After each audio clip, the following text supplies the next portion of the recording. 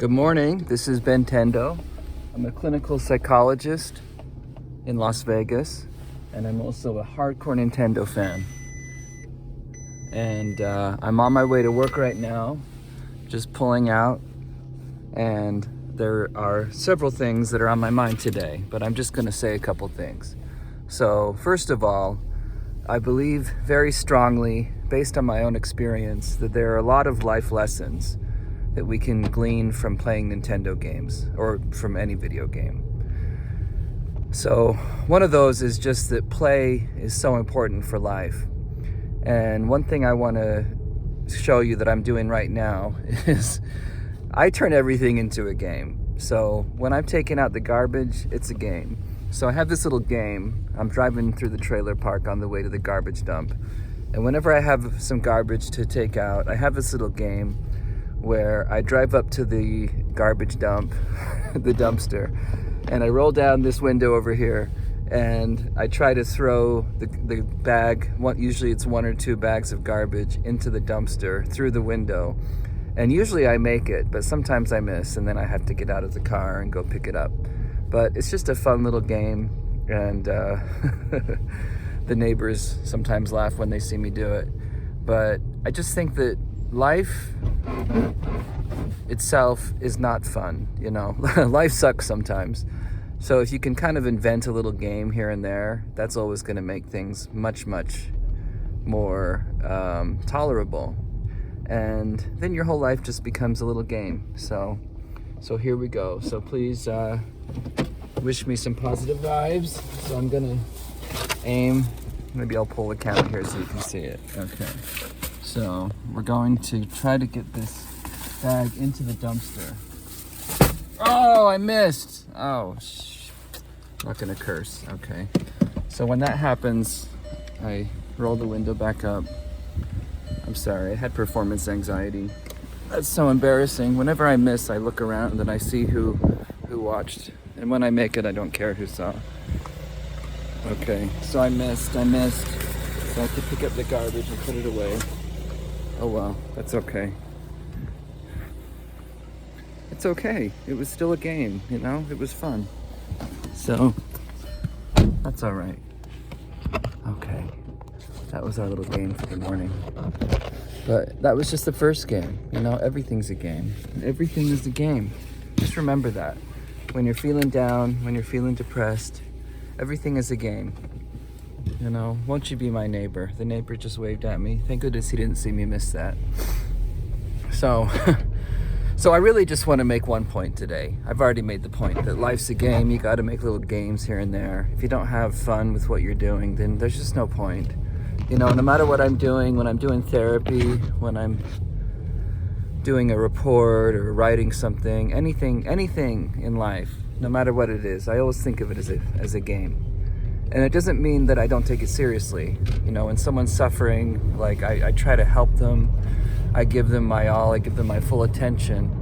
But at the same time, I'm a playful creature. So I like to think of it as fun, you know, which I don't downplay people's experiences in any way. And I'm actually very empathic and I feel their pain.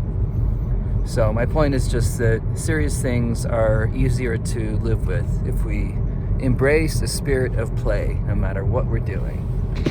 So today, what I want to talk about is this really important lesson I have learned while playing video games. And it's something I've thought about just in general, even aside from video games, the past few months. So I've shared before that my life really fell apart over the past year. The past 5 months, I got clean and sober. Well, I was just using psychedelic mushrooms, but I'm an addict. And I thought they were helping me, but they actually really destroyed my life in a lot of different ways. So I had to totally rebuild. I had to find a new place to live. I was living in my car for a couple weeks. I had to find a new job. I had to it was really tough. So I was very depressed. And for a lot of that time, I didn't even want to be on this earth. And it was a real struggle, real struggle.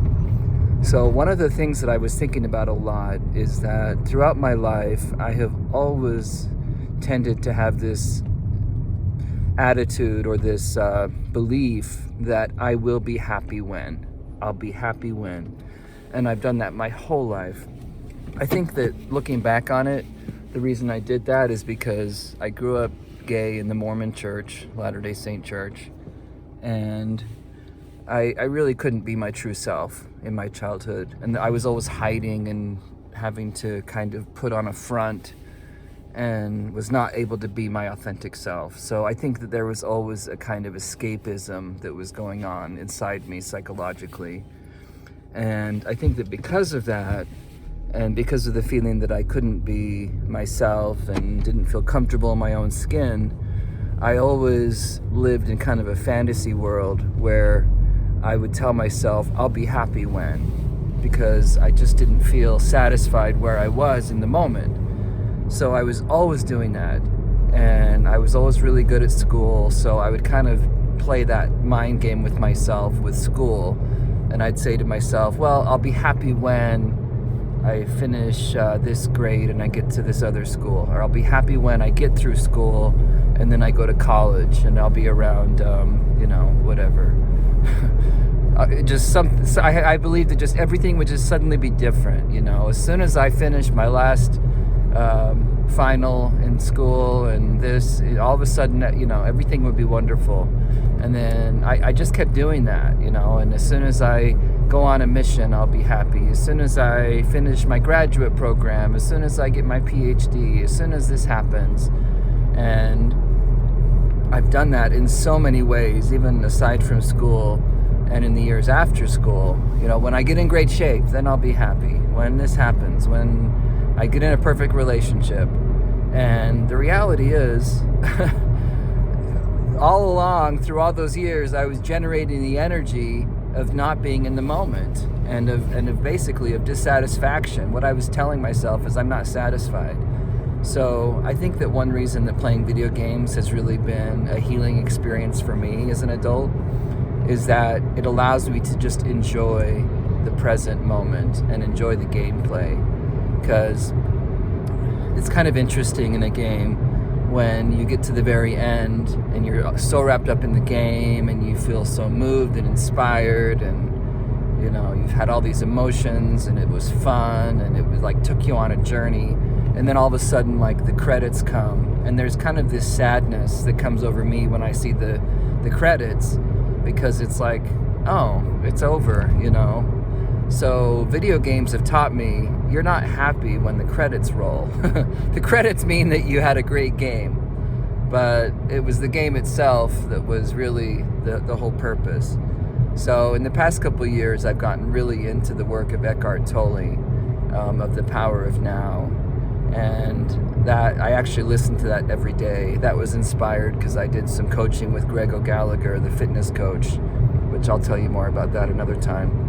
But he's a real believer in the power of now, and I actually got into it myself. It actually helped me quit smoking weed, even though I stupidly started using mushrooms after that, which led to my demise on many levels. But at the same time, if you really can detach from all of your mind chatter about all your problems, which is not easy to do, believe me, that's not easy, then it makes it a little easier to see life as a game and to view setbacks as a game. So I've gone through a lot of really, really heartbreaking losses this past year.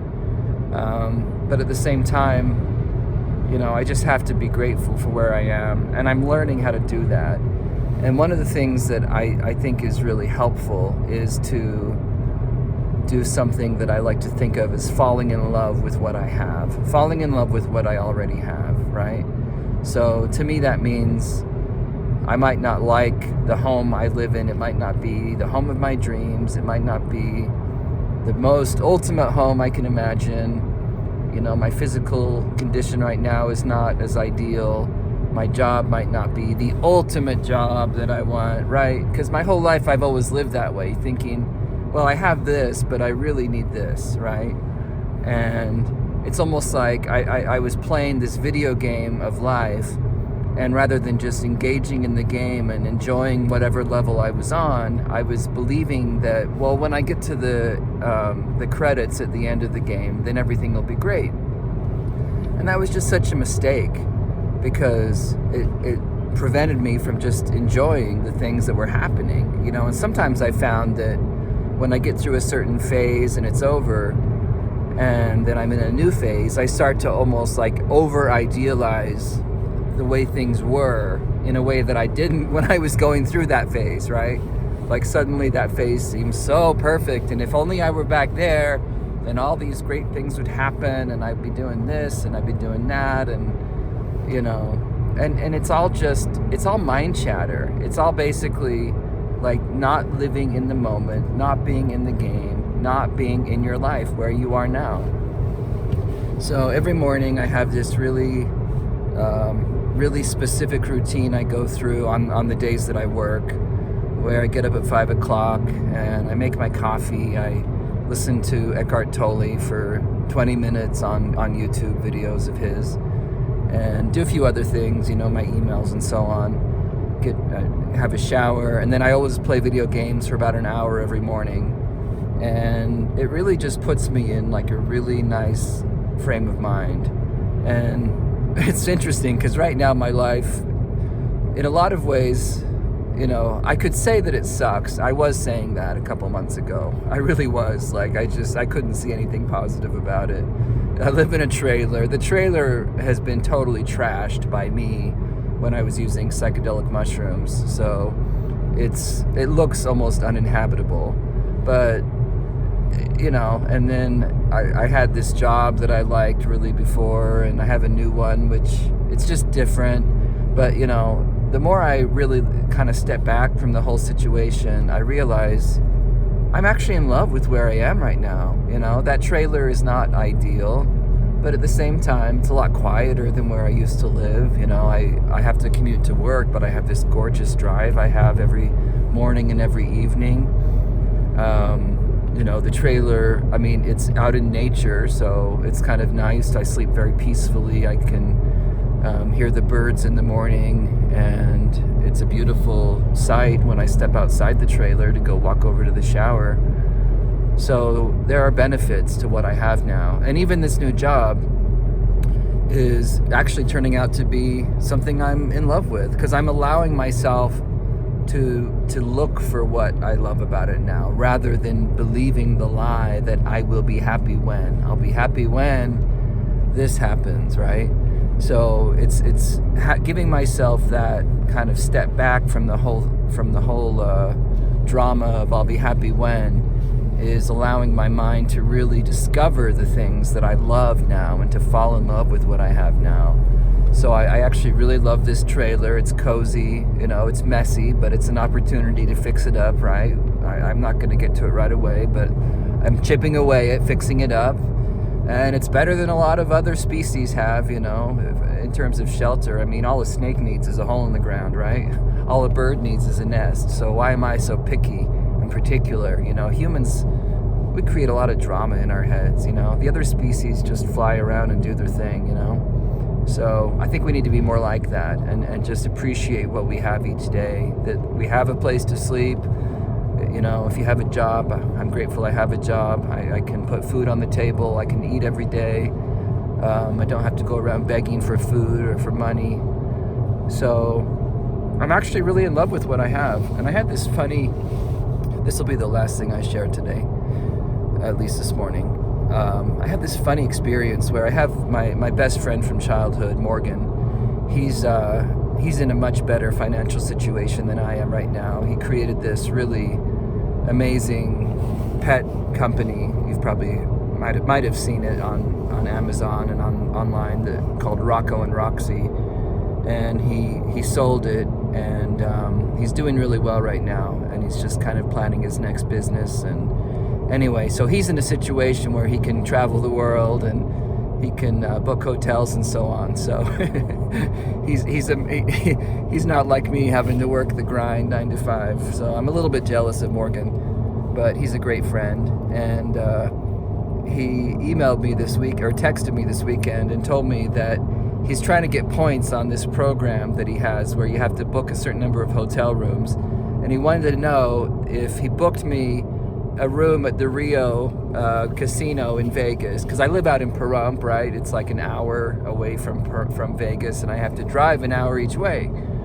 So he offered to book me this hotel so that he could get his points and, you know, meet some requirement to get a certain status on his hotel thing. And it was a very generous offer. He was just going to pay for the whole hotel for me for 5 days. So he said you could just stay there this upcoming week, Monday through Saturday, and that way you wouldn't have to commute, and you could stay at a nice hotel instead of in your trailer for a week, for a work week. So it's just kind of funny because after he made that offer, I had this feeling like, well, that sounds really nice, but it's also kind of a change. It's something different from what I have, and I've fallen in love with what I have. So even though for several months I was just griping and complaining about the fact that I ended up in Pahrump in this trailer and I have to commute to work and, you know, the trailer sucks and da-da-da, it's so weird that I actually had the opportunity to stay in a hotel for a week, and I actually turned him down because I realized I love what I have and I'm in love with it. I love that routine. You know, the alarm goes off at 5 o'clock and I get right up and I say my prayers, you know, from the second I get up, and I make the coffee. I kind of told you my routine. And if I go to stay at a casino for a week, I'm gonna have to like recalculate all the times and make sure I can play my video game there and make sure I can get coffee there, and I'm gonna have to buy dinner in Vegas. And you know, I kind of like my nightly routine in Pahrump where I make a soup. You know, I have a soup in the microwave, of course, but have a soup and cheese and crackers, and I watch YouTube for a couple hours. And yeah, so I'm in this really weird place where externally my life might not look amazing, but I'm actually kind of content with what I have and I'm in love with it. So that's my message for today, is beware of I'll be happy when. And video gaming is really a really great example of how that works, you know, and you can apply that to your life. Don't think you're going to be happy when you get to the ending credits, and also don't over idealize your childhood either, right? A lot of us do that. So, oh yeah, back at the beginning of the game I'd be happy. No, where you are is where you need to be, right? Where I am is where I need to be. And the more I can detach from all the chatter in my head and just fall in love with what I have, then the better things will get, because I'll enjoy where I am now. I won't be striving to change everything. But actually, one cool thing is things do actually start to change and get better. For example, I know I said that would be the last thing. This will be the last thing I say. So I've really been, one thing I've missed about my last job is I had a 3-day work week where I'd work 3 12-hour shifts. So actually my new job has been 5 days a week, and I've wanted to switch to a 4-day work week. And I actually just got that approved. And I wasn't even trying that hard, right? Because I'm really focusing on being happy with what I have. So I wasn't pressing it, but I just was super comfortable in my skin and just had a good connection with my boss and my coworkers.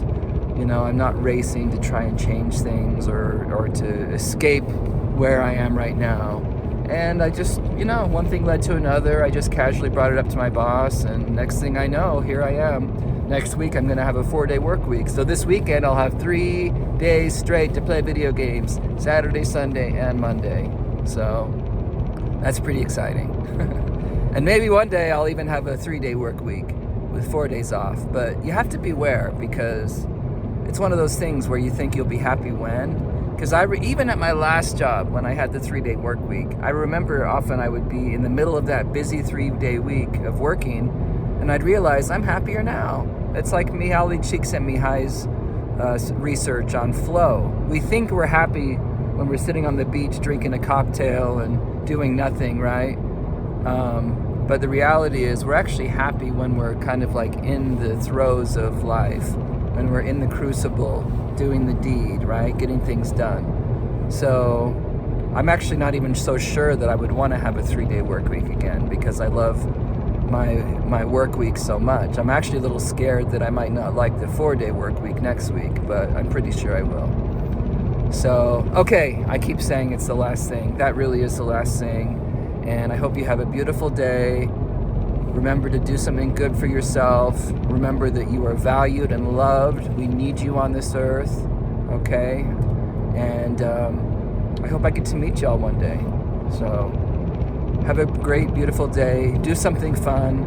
Turn whatever is challenging you right now into a little game, and enjoy yourself. Okay, love you. Talk to you soon. Bye-bye.